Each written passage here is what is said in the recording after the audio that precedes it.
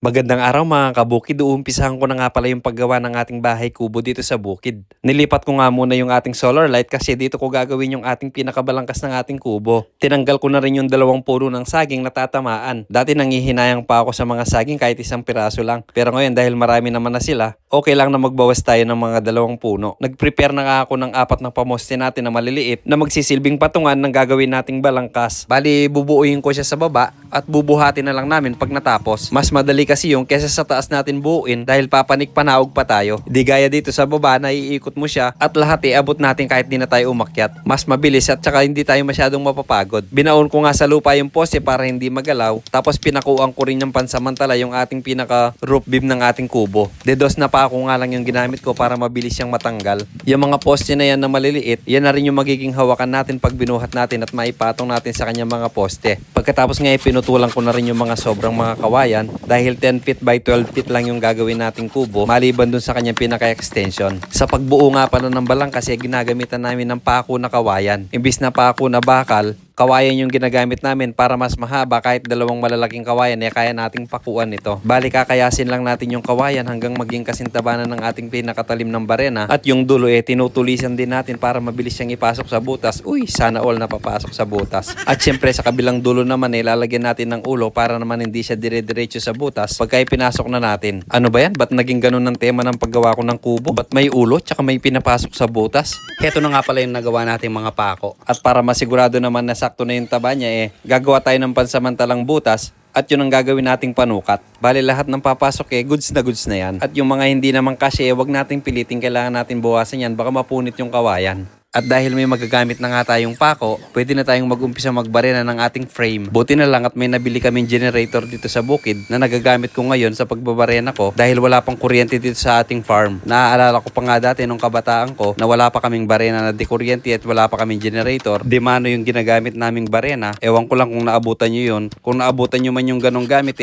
malamang di 40 na kayo ngayon. Pagkatapos kung nga mabuo yung kwadrado nating frame, pinutol ko na yung mga sobra. At sa paglalagari nga bigla akong nagutom kaya naman naalala ko na may nilaga pala akong saging. Sus, nakalimutan ko na naman kaya ngayon na mukha na silang uling hindi na saging. At pagkatapos ko nga magmerienda ng uling nagpatulong na ako kay Bayaw para may tagahawak ako kasi itatayo na namin yung kanyang pinaka king post na magsisilbing suporta sa ating nail plate or yung pitching point. Di ko lang alam kung wala sa Tagalog yun. Mas alam ko siya sa English kasi sinearch ko sa Google. Bali 80 centimeters nga yung ginawa kong king post dito. So yun ang magiging slope ng ating bubong or yung tinatawag naming tibong. Kumbaga yun ang magiging peak ng kanyang pinaka-slope. Mas maganda kasi na mas mataas yung ating slope para hindi agad masira yung ating kugon or talahib. Okay lang sana yung mababa yung slope kung yero yung gagamitin natin, pero pag ganito yung bubong, mas mabilis kasing matanggal yung tubig pag mataas yung kanyang pinaka-slope, mabilis siyang matuyo. Kaya hindi siya agad masisira. At pagkatapos ko nga ma-prepare lahat ng mga kilo, binarena ko na para maipako ko na sa kanyang pinaka-roof beam. At isa nga sa mga kasabihan ng mga matatanda pag gumagawa kami ng mga balangkas na ganito, bawal daw gawing pares yung ating mga kilo. Dapat daw odd number po yung gagamitin natin. Hindi ko lang alam kung ano yung dahilan nila, pero ngayon mas naintindihan ko na. Kasi mas madali siyang i-divide kasi pag halimbawa ginawa nating 5, pag nailagay natin yung dalawang dulo, kukunin lang natin yung pinakagitna. Tapos igigitna lang ulit natin yung dalawang natitira pa. Di ba? Napakadali na lang. Sa tingin ko yun talaga yung dahilan. Ayaw lang nilang aminin na hirap sila sa math. At saka siguro dahil wala namang metro noon, kaya mas madali nga namang kunin yung pinakagitna lang ng dalawang bagay. At pagkatapos ko nga maipako sa baba, iipitin ko naman sila sa taas para hindi basta-bastang maghiwala yung ating mga kilo. At may naalala pa nga akong isang pamahiin ng mga matatanda. Yung paggamit ng kawayan, bawal po yung kung saan-saan nakaharap yung kanyang mata or yung tinatawag nating buko. Tulad ng halimbawa sa kilo, dapat nasa side sila, hindi sila pwedeng hiharap sa baba or sa taas. Tapos kung mga poste naman yan sa gilid lang po yun ng ating kubo. Bawal po yan hiharap sa loob ng kubo. Basta sinasabi ng mga matatanda noon pag nakita nila yung mata na nakatingin sa atin sa loob, parang may mga mata daw na nakatingin sa atin. At pagkatapos naman natin makumpleto yung ating frame, gagawa naman tayo ng pamakuan or yung tinatawag na purlins.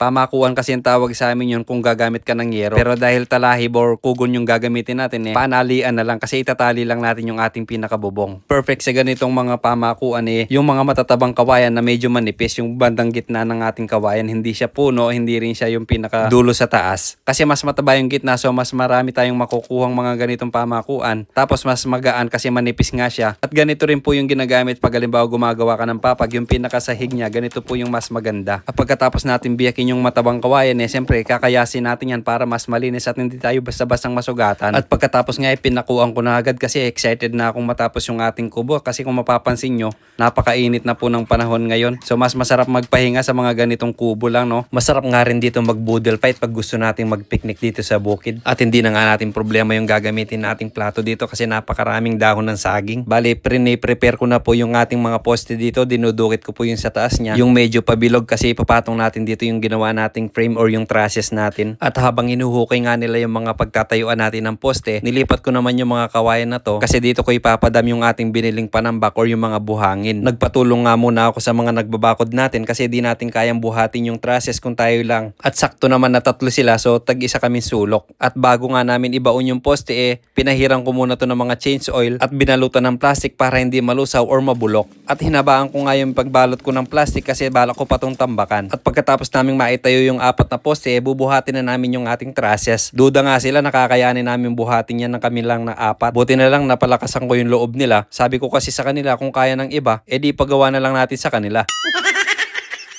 At dahil sa sinabi ko successful namin na ipatong yung ating balangkas sa ating mga poste. O di ba effective yung word of the day natin. At pagkatapos nga pinalayas ko na sila dahil hindi ko na sila kailangan.